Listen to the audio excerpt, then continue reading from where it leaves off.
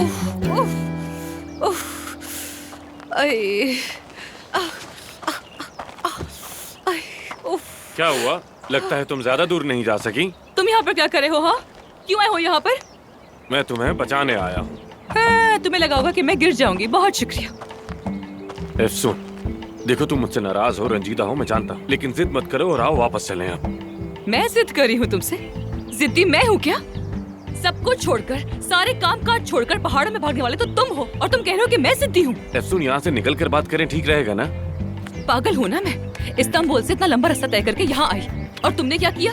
क्या किया? मुझे देखा और कहा कि दफा हो जाओ। तुमने मुझे धुतकार दिया, कहा कि मुझसे बात नहीं करनी। तुम ऐसा कैसे कर सकते हो मेरे साथ? अब मैं भी यही करूंगी तुम्हारे साथ, यही कहूंगी। दफा हो यहाँ से, जाओ ना। सुन, चलो गाड़ी में, चलो मैं तुम्हें साफ कपड़े दे देता हूँ, तुम भीग गई हो। नहीं चाहिए मुझे। कैसे साफ होंगी मैं? हाँ बताओ ना कैसे? पानी है तुम्हारे पास? तुम्हारा पानी मैंने काट दिया था। ठीक किया था, ठीक किया था। मैंने कहा था कि बारिश है, अंदर आ जाओ, लेकिन देखो तुम्हारी जिद ने क्या हाल कर दिया है। तुम्हारी वजह से हुआ, सब तुम्हारी वजह से। भटके हुए आदमी, तुम तो गारों के इंसान हो।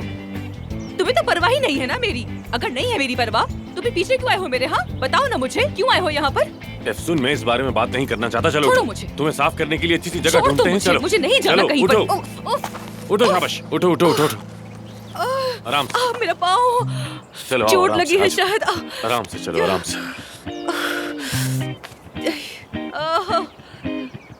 जी मुसीबत है लड़की, क्या बोलूं मैं इसे।